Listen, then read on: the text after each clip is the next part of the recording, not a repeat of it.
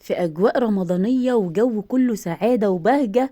الناس كلها بتبقى مبسوطة والناس كلها فرحانة.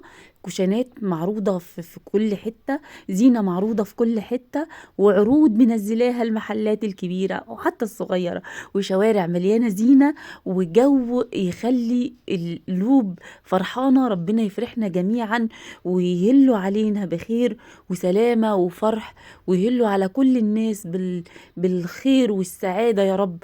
يجعل بيوت المسلمين كلها عمار يا رب. اللهم امين. ربنا يهل علينا كلنا فرحانين، ويهلوا بالخير والرحمة والإنسانية والود ما بين كل المسلمين يا رب العالمين، وينصرنا وينصر أهل غزة. اللهم امين امين امين يا رب. السلام عليكم ورحمة الله وبركاته. اللهم صل وسلم وبارك على سيدنا محمد وعلى آله وصحبه وسلم صلاة عون ومدد. اللهم صل على سيدنا محمد وعلى آله وصحبه وسلم صلاة تكن لنا بها عونا وسند. من أجواء مليانة فرحة وبهجة بحلول الشهر الكريم، وشوارع مليانة زينة باستقبال شهر كريم، وناس نازلة عمال تجيب لبس العيد، وناس بتتفرج، وعارفين الروايح بتاعت رمضان كده ليه ريحة وليه فرحة كده. يا رب يهلوا على كل بيوتنا بخير وفرحة وسعادة وبصحة لكل مريض يا رب. وربنا يكرمنا جميعا في أولادنا بحق الأيام المفترجة اللي احنا فيها. الأسعار بتاعت الملابس، معظم المحلات دلوقتي عاملة عروض، وفي أسعار كمان الشتوي بدأت تهدى شوية. يعني هوريكم حاجات أسعارها 200 جنيه فوق الرائع بشوية. عارفين الفرحة بتاعت لبس العيد والعيال الصغيرة اللي بتقيس والزحمة السحور والحاجات الحلوة دي بدأت عندنا من دلوقتي. بس حاجات يعني كده، اللي عايز يفرح ينزل الشوارع كده يشوف الفرحة بجد. بس طبعا مش أي شوارع، احنا عندنا شارع العشرين في الإسماعيلية فظيع. بصوا الشارع ده بيبقى زحمة في رمضان وغير رمضان، بس في رمضان بتبقى الزحمة مختلفة شوية، او مع استقبال رمضان بيبقى بيبقى الزحمه مختلفه شويه. بتلاقي بتاع الفول وبتاع الجرجير وبتاع حاجات، يعني حتى ممكن تشوفوا كمان الزينه كده ما شاء الله. اجواء السحور اهي يا جماعه، اللي هو الخس والجرجير والفول والزبادي والحاجات. لان طبعا في ناس بتصوم في شعبان ورمضان، في شعبان وفي رجب قبل رمضان. ربنا يهله علينا بخير يا رب. فتلاقي الشوارع كلها زحمه وحركه البيع والشراء. هنا حنين كانت اشترت شنطه، فقالت لي انا لازم اوريها لهم. بعد ما اشترينا الشنطه دي اكتشفنا ان احنا الحمد لله خدنا سكه يعني محترمه.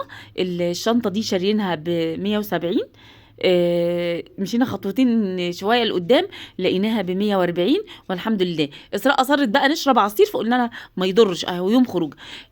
يلا بينا على كارفور، يلا بينا على كارفور والله ما يضر. بصوا الاسعار هنا خيال، حاجه كده يعني للناس اللي هي بره الدنيا بشويتين ثلاثه.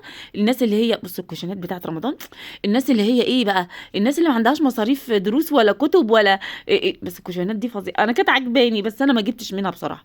لان اسعارها عاليه. في حاجات اقل من كده وبرده، بس دي جودتها ما شاء الله. هنا بقى كان في عروض على اللحافات 900 جنيه. المخدة دي كانت ب110.